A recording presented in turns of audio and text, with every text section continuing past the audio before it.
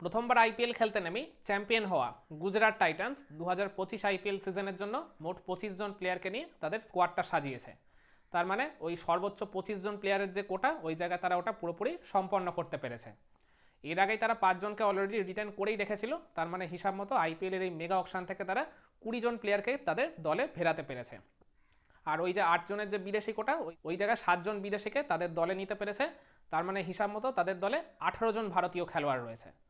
তো কেমন করলো গুজরাট টাইটান্স পরবর্তী আইপিএল সিজনের জন্য তাদের ফুল স্কোয়াডটা? চলুন সেটা নিয়ে আজকের এই ভিডিওতে অ্যানালিসিস করা যাক। আমি প্রত্যেক দিনের মতোই ওই ক্যাটাগরি ওয়াইজই প্লেয়ারদের লিস্টটা আপনাদের সামনে তুলে ধরছি। ব্যাটারদের লিস্টে এই জায়গায় প্রথমেই আসবেন তাদের ক্যাপ্টেন শুভমান গিল, সাই সুদর্শন আর গ্লেন ফিলিপস। উইকেট কিপারদের লিস্টে আসবেন কুমার কাসাগ্রা, অনুজ রাওয়াত আর জস বাটলার। অলরাউন্ডারদের লিস্টে আসবেন রাশিদ খান, রাহুল টেওয়াটিয়া, শাহরুখ খান, নিশান্ত সিন্ধু, রবি শ্রীনিবাসন, সাই কিশোর, জেরাল কোয়েটজে, জয়ন্ত যাদব, আরশাদ খান, করিম জানাত, শেরফান রাদারফোর্ড, মহিপাল লোমরোর আর ওয়াশিংটন সুন্দর। গুজরাট টাইটান্স তাদের স্কোয়াডে মোট 12 জন অলরাউন্ডারকে নিয়েছে। মনে হয় তারাই সর্বোচ্চ সংখ্যক অলরাউন্ডার তাদের দলে ভিড়িয়েছে সব ফ্র্যাঞ্চাইজ টিমগুলোর মধ্যে। আর বোলারদের লিস্টে এই জায়গায় রয়েছেন মানব সুথার, গুনরুর ব্রার, ঈশান্ত শর্মা, কাগিসো রাবাডা, প্রসিদ্ধ কৃষ্ণা, কুলওয়ান্ত কেজরোলিয়া আর মোহাম্মদ সিরাজ। তো এই হলো গুজরাট টাইটান্সের ফুল 25 জনের স্কোয়াড। তো এই স্কোয়াড নিয়ে আমার একটা দুটো মন্তব্য করার আছে। ওভারঅল স্কোয়াডটা যদি আপনারা ভালো মতো খেয়াল করে দেখেন তাহলে দেখবেন ব্যাটারদের ওই জায়গায় খুব অভাব রয়েছে। যদিও তারা 12 জন অলরাউন্ডারকে দলে ভিড়িয়েছে, কিন্তু এই 12 জন অলরাউন্ডারদের কেউই কিন্তু ওই টপ অর্ডার বা প্রপারলি মিডল অর্ডারে ব্যাটিং করার মতো ব্যাটার নন। তারা বেশিরভাগই ওই লোয়ার মিডল অর্ডারেই আর কি ওই ডাউন দ্য অর্ডারে মানে শেষের দিকে গিয়ে ব্যাটিং করার মতোই ওই জায়গায় কন্ট্রিবিউশন রাখতে পারেন। কিন্তু একদম কোর ব্যাটিং করার মতো একদম টপ অর্ডার বা মিডিল অর্ডারে গিয়ে দলকে ভরসা দেওয়ার মতো ব্যাটিং তারা ওই জায়গায় মানে অলরাউন্ডারদের বেশিরভাগই তারা করতে পারেন না, একমাত্র ওই শাহরুখ খান ছাড়া। আর আমি মনে করি ওই জস বাটলার ছাড়া তাদের এই দলে একজন ভালো মানে বিদেশি মিডিল অর্ডার ব্যাটারের খুব অভাব রয়েছে।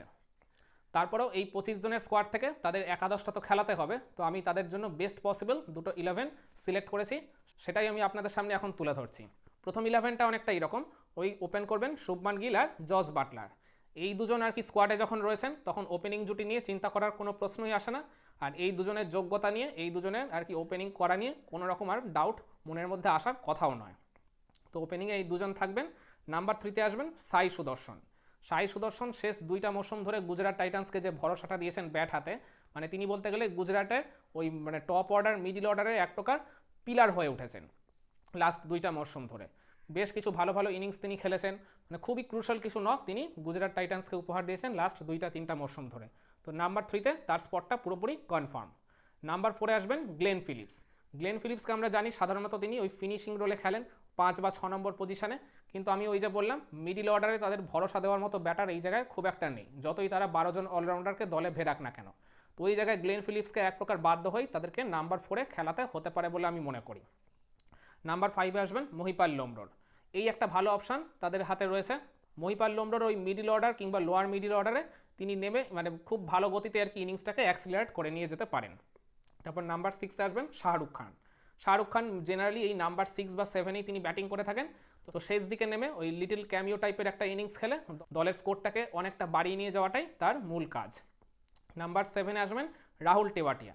রাহুল টেওয়াটিয়ার ভূমিকাটা ওই অলমোস্ট সেম, ওই শেষের দিকে নেমে ওই দলের স্কোরটাকে অ্যাক্সিলারেট করে নিয়ে যাওয়াটাই তার মূল কাজ, আর তার লেগ স্পিনটা মাঝে মধ্যে টিমের হয়তো কাজে লাগে।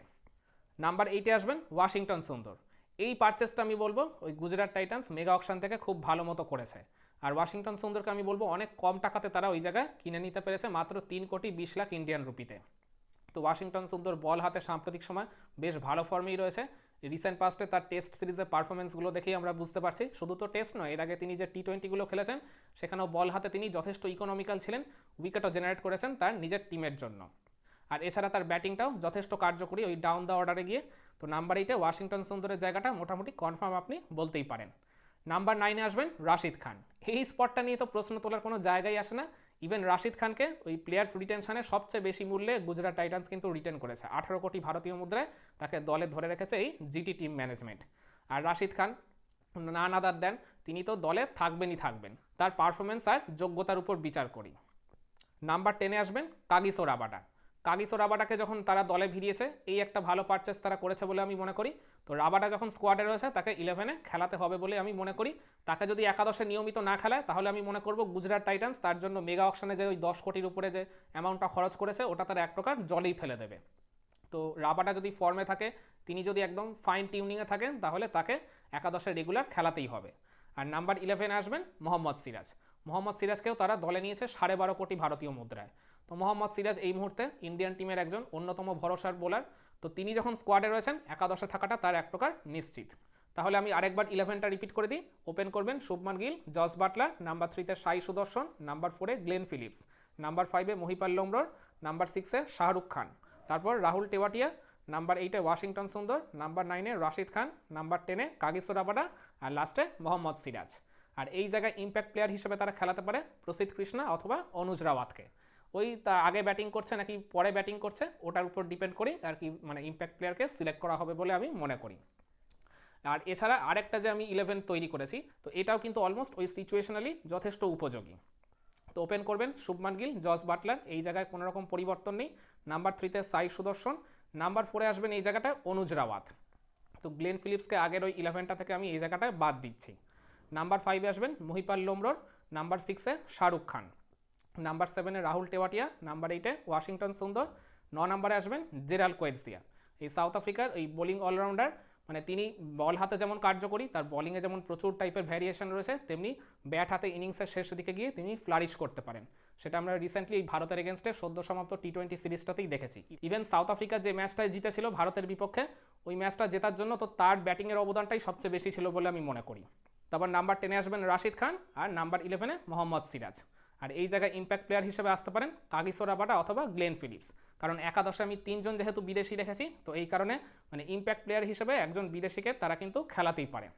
এবার সেটা মানে পরে যদি তারা ব্যাটিং করে তাহলে ওই জায়গায় গ্লেন ফিলিপসকে অবশ্যই তারা ইম্প্যাক্ট প্লেয়ার হিসেবে খেলাবে, আর যদি তারা পরে বোলিং করে তাহলে অবশ্যই বোলার হিসেবে কাগিসো রাবাডাকে একাদশে তারা ফিরিয়ে আনবে ইম্প্যাক্ট প্লেয়ার হিসেবে।